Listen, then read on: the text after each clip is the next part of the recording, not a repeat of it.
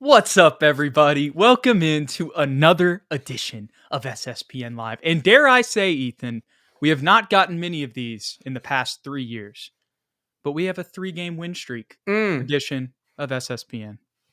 A 3-game win streak edition, and I think the first time the Spurs have had a player of the week in a long time. Shout out Harrison Barnes, the vet of the team, averaging what was it, 22, almost 9 on 61% shooting through this 3-game stretch. Instrumental without, I think, Wemby for those first two. We had him against Golden State, but then also no Devin, no Jeremy, but still able to pull out 3 impressive wins. I know Utah's at the bottom of the rankings, but OKC, Golden State fighting for that number 1 spot in the West, Jude. And we were able to beat both of them, which is something, like you said, we haven't been able to say in a very, very long time.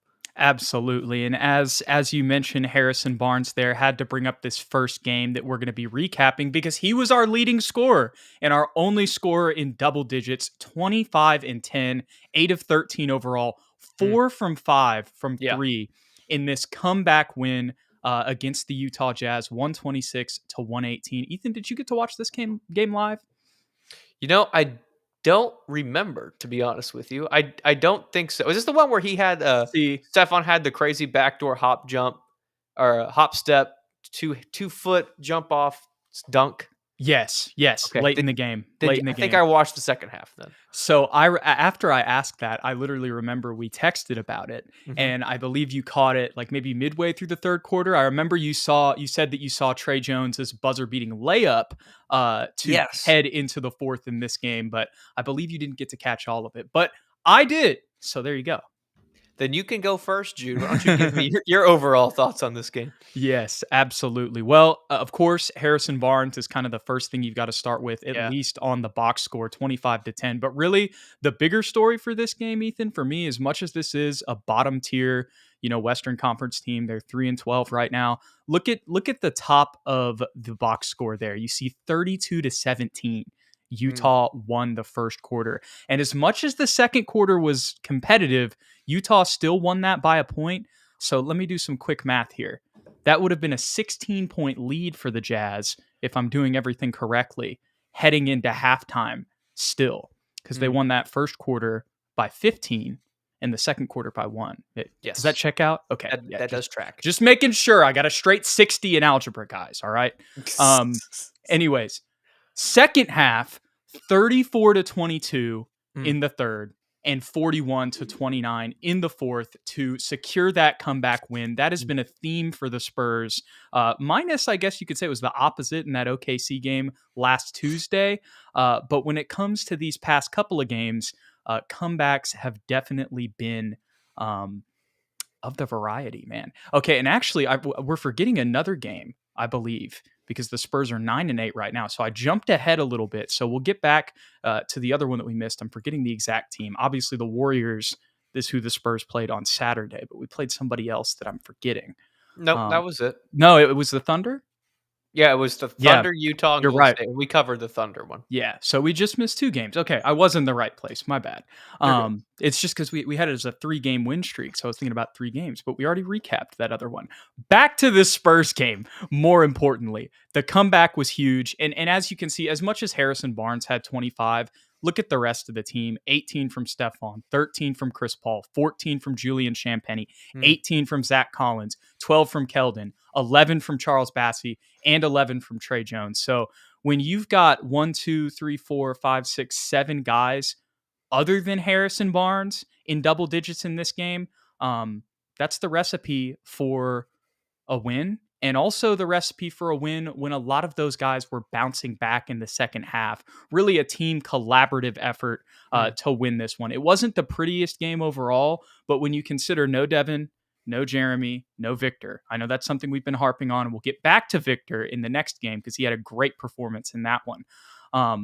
The fact that they were able to just find a way to win, bounce back from a big halftime deficit, and get a win against a team that even with those guys out, I know it's early in the season, but I think as of right now, we can say that the Spurs are better than them, even with all of those guys out.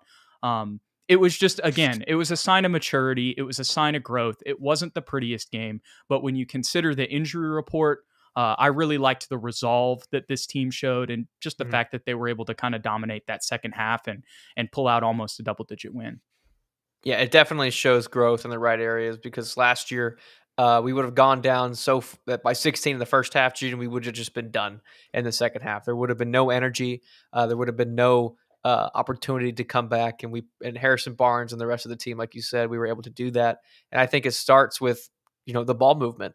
32 assists to 22 in favor of San Antonio, and we're seeing that become a common thread as we progress down the season, is kind of flashing back to that 2013-14 beautiful ball movement of the San Antonio Spurs. There's a clip that went viral, I think, against Golden State, where there were like 7 great passes that led to a swing three for Julian Champagnie in the corner. It's those things that we saw in the second half against Utah that I was able to catch live action. And then also keeping turnovers under control. We only had 11 against Utah. They had 14. And like I said, that pace of play, because we didn't shoot unbelievably well. We actually shot 28% from three. So this was really just great ball movement, getting out in transition, and running the offense as efficiently as possible. And it really does help when Harrison Barnes gets you 25 points on 8 of 13 shooting. And I think Charles Bassey as well needs a little shout out with 27 minutes, 5 of 9 from the field with those 11 points, but also 9 boards and 6 blocks. Defensively, he was the catalyst in my mind that kind of propelled the offense to then play in transition, find a rhythm, and kind of come back in this game and win it. And it's becoming very difficult to argue Zach Collins as the backup center when he is playing as well as he is with consistent minutes. I'm talking about Charles Bassey there.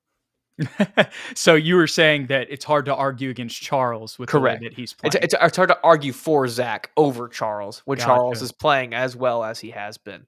And yeah, I mean, everyone in the comments talking about Stephon Castle. He too also deserves a lot of praise as a starter. I think he's probably the best rookie, other than maybe Jared McCain. There's an argument there because his team's been Right. so bad that he's had to play well. But as far as starting statistics, Stephon Castle's up there with the best of them. And I think if you want to go straight off impact, and I'm not trying to take anything away from Jared McCain, but that was another thing that I forgot to say. There were two things that I wanted to harp on before we move on to this Golden State game. One that I missed, the 6 blocks from Charles Bassey. Right. I mean, that's just huge when it comes to interior defense. That backup center conversation that it feels like we've been having, since the offseason, as much as it quieted down a little bit at the beginning of the season, just with the rotations that we were running. But like you said, that was huge to start transition opportunities, which is really the strength of this team. Especially in these type of circumstances, as much as Chris Paul and Harrison Barnes can kind of help settle the tide and have, help us have more efficient half court offense, him getting 6 blocks and just adding Yeah. that defense to the bench unit in general, Yep. again, a huge energizer and factor whenever it came to the comeback, as much as this was really just an overall team effort. You touched on the ball movement. It's not just the numbers. If you watch the game, yeah, it was a little bit more convoluted in the first half, but the second half, that's really where, again, you just kind of saw that cohesion. Guys knowing who to pass it to, guys looking to pass, trying to make 3 to 4 passes in a possession instead of just going and getting a basket. Now, sometimes if you've got an open lane, I'm not mad at Keldon or Stephon or Harrison taking somebody off the dribble and going and getting a layup. But the fact that it's in their mind and it's like, okay, hey, first things first, if I can find a lane, okay. But first things first, we want to move the ball because that's what's going to get us the best opportunity and help us have the best possession. Mm. So you really saw that throughout the second half. I wish I had more analysis, but um, Yeah, no, to sum it up, Ethan, as simple as this may sound, we played better defense and we moved the ball more offensively. great summary, Jude. And I want to give a shout out, and this can count as commentary toward really all of these games that we've been watching, to the coaching staff. I know that we criticized them a little bit at the very beginning because we do run this free flowing offense. We were like, well, we would like to see more scheming, a little more half court sets, especially with Chris Paul. But lately, in the last like 5 games, um, sure, we're a free flowing offense and we're still not running plays exactly, but I still think we're getting guys the ball in the right spots, and spacing has improved tremendously. I think you really see that with Wemby's turnaround, but that's also specific to Stephon Castle, Julian Champagny, Harrison Barnes as a cutter and as a scorer, moving without the ball. We've seen it with everybody, and it's made it look more appealing. Yes. And it's hard to like quantify it, but you can definitely tell a difference.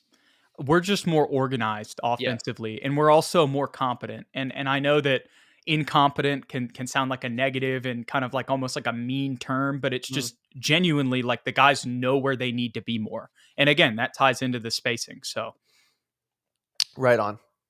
yeah, absolutely, man. And one last thing, the other thing that I wanted to say about this game, which a lot of people in the comments are talking about, Stephon Castle. I know that you just mentioned him, but here's the thing that I'll say. In these games without Victor, like it almost feels like he's a veteran out there Yeah. as much as he's a rookie. Like it's very obvious that Chris Paul, Stephon, and Harrison are probably our three best players, under the circumstances with the injuries that we've had. I know Keldon had a huge first half against the Thunder. But the other thing about Keldon is even in these circumstances, we still need him more off the bench.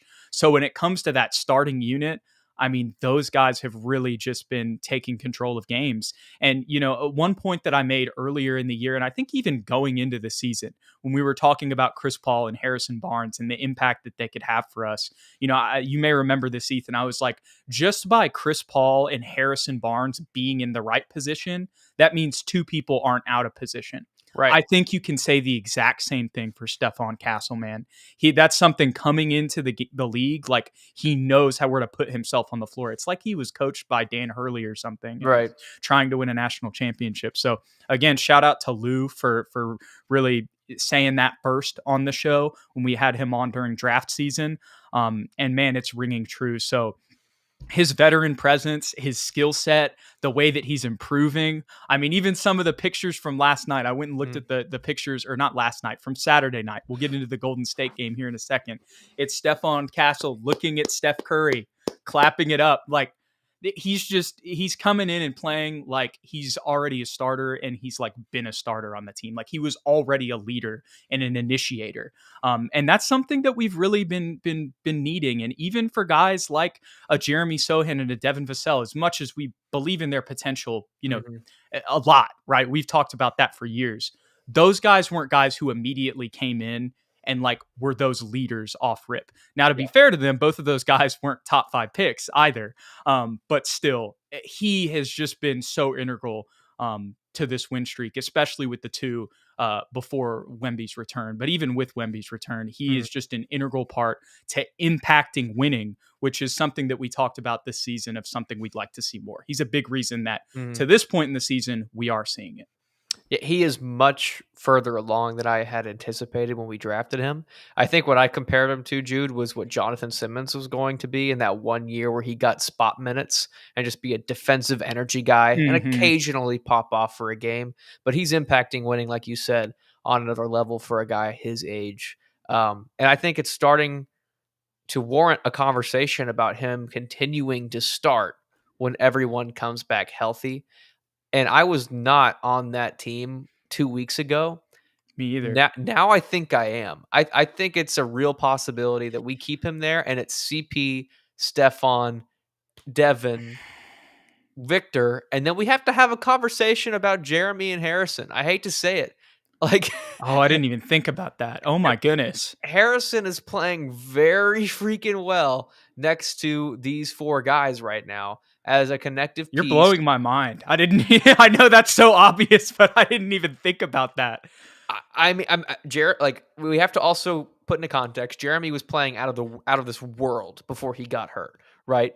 Above and beyond our expectations as well, offensively and defensively. We know he can guard the best player on the other side, so that has to be taken into context as well.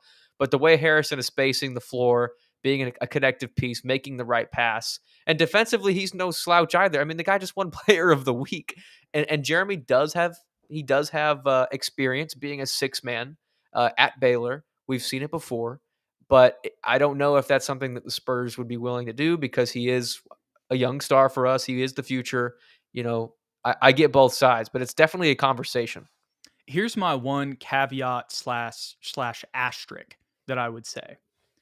Well, I mean, I guess we'll have to see. Maybe there's what I was going to say. Let me finish the thought. The asterisk that I was going to refer to is that Chris Paul theoretically, wouldn't be here next year. I Mhm. don't know. With the way he's playing, I'm Bring not him mad back. at him. Yeah, right. No, literally. And I've had some conversations with friends about that. Mhm. And honestly, I'm not opposed to it. But just for the sake of this conversation, under the assumption that this is a 1-year deal for Chris Paul, he's 40 years old, he retires. Again, that could not happen. But for the sake of conversation, we wouldn't have this issue next season Right. when Stephon is the starting point guard, and then you can move Harrison and Julian, or excuse me, not Julian, Jeremy Devin. and Jeremy, and yeah. Devin in the 2 guard spot. But Mhm. dude, to be honest with you, when you're saying that, honestly, my initial gut reaction with that scenario playing out is I think I would go Stephon, Chris Paul. Um, well, I guess no, I would still go Harrison, Jeremy, and Wemby. You Is keep probably Devin off the bench? yeah. That's probably Really? okay.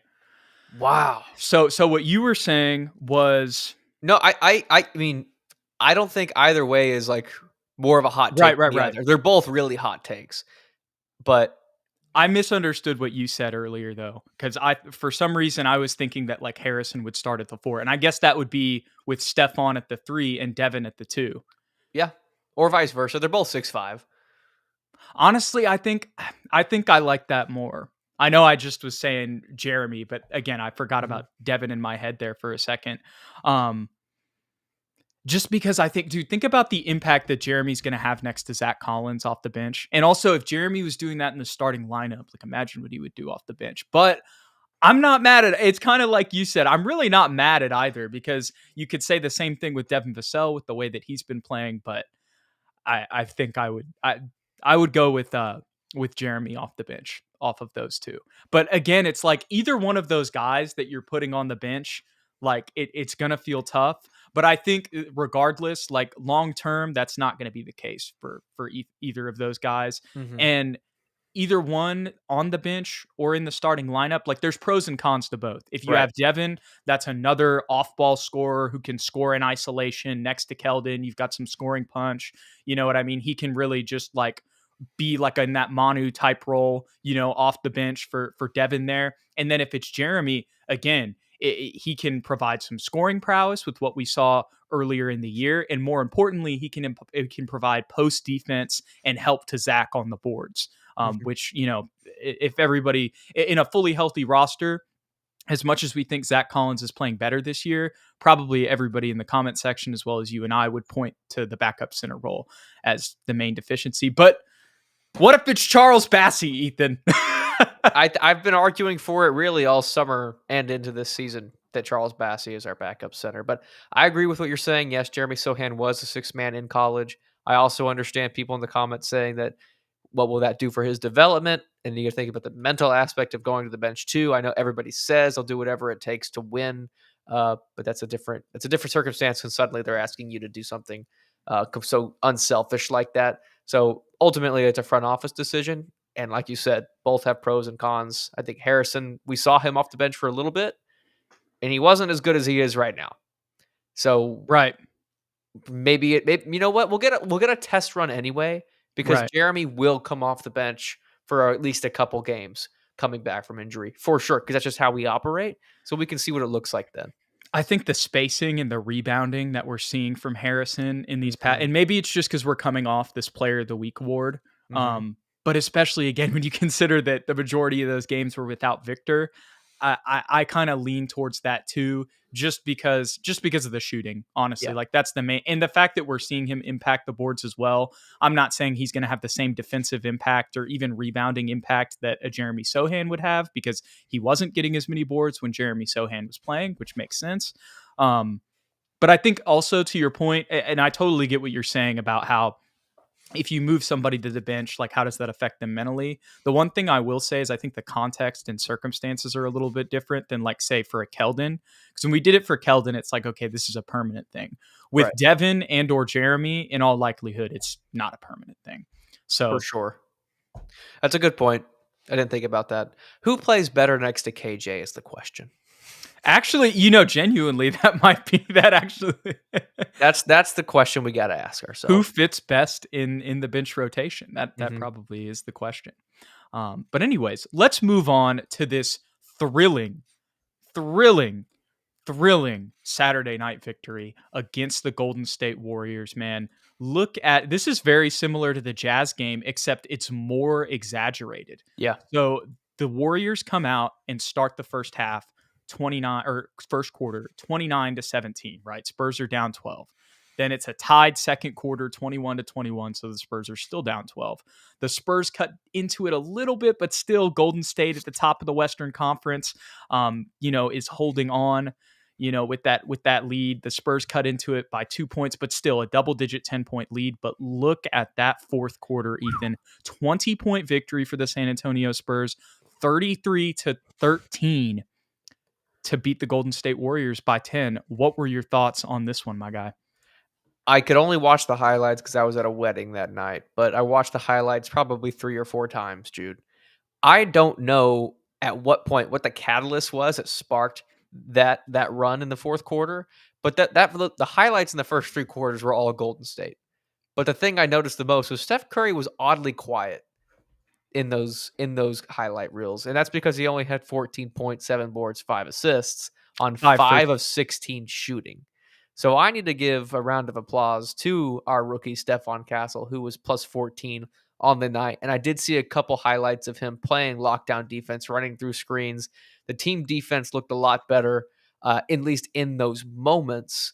Uh, but it looked like just a fourth quarter flurry from Victor Wembanyama, Harrison Barnes, Stephon Castle, and we saw some really big shots, a couple back-to-back threes from our young two cornerstones in Victor and Stephon, cold-blooded threes. For Stephon, it was extra deep, and that's not necessarily his bread and butter. So for him to knock those down when he wasn't even shooting that well from the three-point line prior to that point speaks volumes to his character. And I think there were some moments based on the highlights from our bench, Mamu, Blake, as far as just momentum plays, getting out in transition.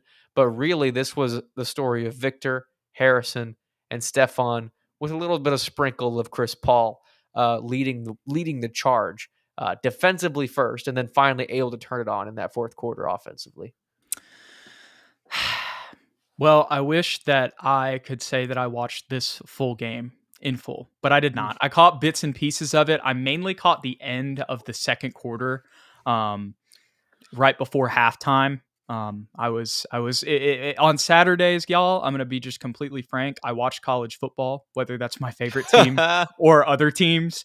So I only caught a little bit of this game, but still, I was score watching. Like on my phone, I'd go on ESPN and see, okay, what it is, and it was kind of for the most part, like I said, throughout the first three quarters. Golden State was kind of up around 10, and about the 3 or 4 minutes that I did catch at the end of the second quarter, that was pretty much what I was seeing as well. Now, I didn't notice Steph Curry and the way that he was shooting. And that again, all credit to Stephon Castle there. It seems like from all accounts that I've been able to gather that that's who they put on Steph Curry. And with the way that the Warriors have been playing this year, to hold him to 3 for 10 from 3 and 5 of 16 overall, I mean, that's the recipe to how you start to have a chance against the Warriors. Right. And then on top of that, 19 from him. It seems like he went crazy in the fourth quarter. I had a couple friends tell me that, like you mentioned, the threes that he made. Still an overall efficient night. I know you could say, oh, it's only 2 for 7 from 3. You missed 5, made 2. But 7 for 15 overall for me is pretty solid. On top of that, when you're the highest, well, Victor was the highest plus minus, second highest on the team, tied with our boy Mamu down there off the bench, who had 8 boards. So I got to give a shout out to Mamu there. But yeah, man, I mean, to just hang around and then to have a fourth quarter like that, again, growth, maturity, things that didn't happen last year 100%. or the And year something before that. right.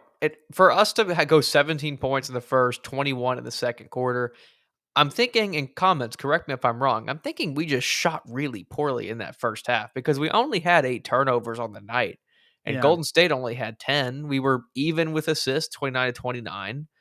Rebounds, we lost 49-48. But I'm struggling to find like a definitive reason why it was so bad in that first quarter, those first 2 quarters. And the only thing I can see is that we shot 27% from 3 on the night, so maybe we were just really airmailing it in that first half. Yeah, yeah, and when you look at the numbers overall, 4 for 13 from Victor, I can imagine him probably we've seen games like this before, like the Right. Jazz game, a couple weeks ago. I know we've played the Jazz so many times, but I believe the first time we played for the Jazz, he was I think he might have been 4 for 13. Stephon was 2 for 7 overall. Those didn't come until the fourth quarter. Champagny 1 for 8. Mamu 1 for 5. So that I would like again, we don't know for sure. So please correct us if we're wrong there, but that seems like it lines up pretty well, Ethan. Thank you for believing in my theory. We'll see if it's true in the comments tomorrow morning when we look at it. Right, right, exactly. But another thing that stands out here, man, 22 and 8 for Harrison Barnes on Yeah. 7 of 8, 2 for 3.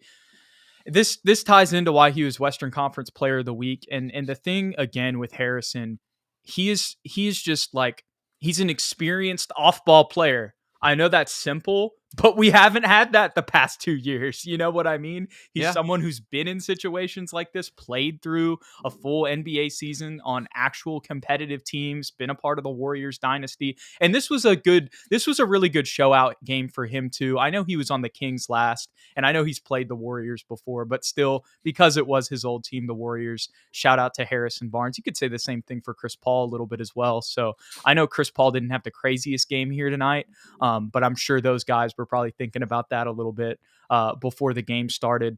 And then, when I look at Victor's shooting numbers and then I look at the fourth quarter, this just Mhm. tells me that everybody locked up and was clutch in this one and really showed out in the biggest moments. Also, 9 assists for Wemby as well. So finding ways to get his teammates involved and contribute to the offense, even if it's not an efficient night for him. And even on a night where it's not efficient, he still had 25. So Facts, facts. And I think the Harrison Barnes thing that you just touched on, not to be braggadocious about ourselves here, Jude, but we did say that he was more than just a marginal improvement over love him to death, Chetty Osman. right. And a lot of people disagreed, and I understand why. Statistically, you're looking at the Kings, he wasn't the greatest last year. He was kind of like their Chetty Osman, it feels like, but he's a taller, longer, more experienced. He's played at a higher level, championship contending teams. Chetty never really did. He played on like two Cleveland teams that had a shot when he was like a rookie, and then like late in his career, right before he came to us. Um, but this is what he's capable of. I know he's still only Yeah. averaging 11 and 5, but on 52% from the field, 44% from 3. We saw this 3-game stretch here where he was massive without some big names there. So I think we're starting to see just the levels that you can improve by simply adding a veteran player, Jude, that's been there and done it before. And the same can Mhm. be said for Chris Paul. As much as we love Shetty Osman and he's balling in the EuroLeague Cup right now for Mhm. Turkey, I saw a highlight mix pop up and it made me happy because he's one of those guys. Like as much as he was only here for 1 year, he's very Spursian just with his play style Right. and his mentality and the effort that he gave. Love him. Um, but again, like in games where Victor wasn't there, I know we did have a couple Shetty games last year, We had a couple. but not like what Harrison Barnes is doing. We've seen his impact even in other games where he hasn't gone crazy and scored, but with Victor's injury, it really showed out. And here's the thing: even when Victor is playing, look at this game. You know what I mean? That's just not something that was going to happen with Shetty Osman last year. And again, it's no disrespect to Shetty whatsoever, but Shetty wasn't a starter on the Warriors dynasty team. And as much as he was on the Kings last year and you could point to some numbers and stuff like that, like what was the context of that? Who is Right. he playing next to? You know what I mean? And who is he playing next to here in San Antonio? And I don't mean that as a slight to anybody on our team, but we don't have a Keegan Murray, De'Aaron Fox, and Domantas Sabonis to take shots away from him. We have a Victor. Jeremy was balling at the beginning of the year, but even then, it's like those are really the only two dudes who are taking shots away from Harrison. Mhm. And even if you want to talk about Jeremy, I say that was Jeremy really taking like Harrison's shots away from him, or was he just scoring a lot, putting the ball in the basket? Yes, we Right. did see a Jeremy 3 from time to time, but much more from Harrison. And we've seen that even more as the season has progressed. 100%. And he's a guy that we forget. I know this is a while ago, but from 2016 to 2019, he averaged 19, 19, and 18 points a game. Like, he knows how to put the ball in Yeah. the basket, but he just knows his role. He's a consummate professional as well, and he knows how to play within a system. Um, and just to debunk any Chetty arguments that are coming our way, he did average 6.8 points a game last year and 2.5 rebounds on 47% shooting from the field. So I know we're only 17 games into this season, Jude, Stop. They're already dead. but I'm thinking Harrison Think Barnes is he's going to better. be an improvement? Yeah, I'm thinking Hey, he's an man, improvement. there's still 70 games left. I don't know. You're right. He could turn it off and just become completely bad, but Oh my goodness. And here's the thing. The point of this argument, no hate to Shetty Osman whatsoever. not It's at just, all. it wasn't even, and while there was, I mean, we got this from like multiple people in the comments, but anyways, we'll move on from that. Shout out to Harrison Barnes, Western Conference Player of the Week. And it ties into Matt Wilson's comment I just brought up a little while ago. This team is win by committee. Whomever has the hot night leads us to victory. Wemby isn't the only weapon we have. It's awesome. I really like the last sentence. It's awesome. I know we're only 9-8. I know it's like still the beginning of the season. We don't even have 20 games under our belt yet, but here's the thing, Ethan. The Spurs didn't get their fourth win until December last year. We've doubled that before December's even started. I was So gonna say, with the past 2 seasons that we've been doing these streams, we're going to take our W's and feel good right now. All right. we won our 8th game last year, January 20th, against Washington, and it was a 4-point win. So we've won 9, and it's what week? It's Thanksgiving week. It's November Thanksgiving week. 25th. Yeah. So we feel pretty damn good, Jude. Can I say that about us? Yes. Yes. We feel pretty good in San Antonio. And it does, and you'd be like, "Oh, you're just 9-8." Okay. Just wait until Wemby's 25. Then you'll really be scared. Oh Anyways. boy. Let's get into these next couple games, Ethan. The Spurs go to Utah for the second time this season in their third game in the NBA Cup. Here is the injury report. Keldon Johnson, a game time decision. Devin Vassell is out. Jeremy Sohan out as well. Kyle Filipowski, Jordan Clarkson, and Taylor Hendricks will be out for the Utah Jazz. Low key, man. Oh, wait. Oh, no. The estimated return date is the 27th, not the 26th. So they will be out for tomorrow's game. Spurs have a back-to-back, so that scared me for a second. It feels like Jordan Clarkson always gives the Spurs bucket. Shout out to the San Antonio native. Yep. But I'm glad to see that he's out. I think he might have been out in the last game too, but still. Right. I'm surprised to see that the Utah Jazz are 50%. I mean, I know it's like a toss-up, but they're technically favored against the Spurs after Well, our win see, last that's time. their matchup predictor. What does Vegas have to say? It's still very close, but it's Spurs by 2.5 for Vegas. I'm thinking the Spurs win by More than that? more than that, Jude. I agree. I'm going to go with Spurs by 11. This is kind of interesting that the numbers like that, especially with the injuries, and Victor's going to play too. Yeah, man. I mean, I maybe it's just this 3-game win streak that we're on, and like you said, we didn't get our 8th win last year until January. So as of right now, we're just kind of, for the Spurs fans, this is great. As much as the Spurs are only 9-8. But yeah, I think we're gonna win by. I think we're gonna cover that number, man.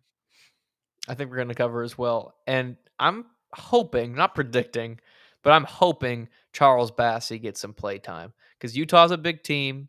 They have some physical bigs. Oh, hey, yeah, Mark, you agree with me. I appreciate it. They got some physical bigs. They got my boy Drew Eubanks, who's known to go crazy against the Spurs too. So I'm going to need some Bassey minutes as well. And with Kyle Filipowski out, he's been somebody that they've been playing. I know they're still Yep. going to have Walker Kessler and Larry Markkinen, Right. but off the bench, that would be another opportunity. With them down a man at least at the big position. I know they've kind of been playing him at the 4 at times too. Mm-hmm. that would be an opportunity for Bassey to really kind of impose himself there. But also the other thing is that even if we do roll with Zach again, which I think we're really going to keep playing these spot minutes. Well, here, let me check on Saturday and see if Charles Bassey played. He probably did not. Just to kind of get an idea of what the rotations look like with Victor back. Bassey did not play the last Yeah. time we played So the Jazz. so he did not play this past Saturday or the last time that we played the Jazz, as you just mentioned, Ethan. But I would still be open to that. But the point that I was going to get to is because of the Filipowski injury, that also adds to, at least even if Charles doesn't play, Zach's life will be a little bit easier theoretically off the bench as well. So again, another reason that I feel like we're going to cover the spread. We gave up a lead last time we played the Jazz, if I remember correctly. They won by 1 point in San Antonio. But Jordan Clarkson played that game. He had 16. This is what I'm saying. Filipowski played. He had 8 and 5 and 6. John Collins had a really nice game against us, and so did Colin Sexton. So I'm going to need Stephon Castle to take care of Colin Sexton, and then the rest of the team to just continue to play at the level we've been playing the last 3 games, Jude. And then I think we're going to be okay, knock on wood. Yeah. I wish I had more analysis for this one, but the way I'll put it is, like you said, Jazz won by 1 point. That's their only win against us this season. Otherwise, we won the first game 106-88. And then the third game, we won 126-118. Those both weren't the prettiest games of all time, but still, those were kind of similar storylines. In the second half, we really just dominated in both of those games. So maybe a slow start is something to watch out for. But again, also Jordan Clarkson played in the one game they won. He will not be playing. That's not the end all be all. But if you're a Spurs fan, you know that Jordan Clarkson has been going off against the Spurs for years, regardless of what this Jazz team has looked like. So yeah, I mean, as long as there's not just like a complete, fart, for lack of a better term, and we just really don't play, up to the same intensity that we've been playing with, and the turnovers, come back and we shoot ourselves in the foot and we're out of rhythm offensively, then that's a recipe for the Jazz to take advantage of us. Now, in the Wednesday game that we'll get to here in a second, we probably won't have the same mentality that we have in this Jazz game. But against this Utah Jazz team, under these circumstances, the Spurs should take care of business. Should is the key word. That is the key word. All righty. Alejandro Morales in the comments says, I don't know how we win against the Timberwolves, Thunder, Warriors, and kind of fumble and Kinds. What would that have been? Kings, there we go. But fumbled the Jazz and Clips. The roller coaster is real, for sure. And as Matt Wilson says right underneath them, young team, check. Please. That about sums it up. But now it's a young team getting to 9 wins before January. So there you go. I like the sound of that. All righty. Let's go on to the second half of this back-to-back, Ethan. And this is, as much as this, if everything plays out the way we thought it would, this would be a 4-game win streak for the Spurs. It gets tough in the game after that. Here, what? Why can I not pull up the schedule? There we go. Because the Spurs, they are home. I actually expected them to be on the road in this one.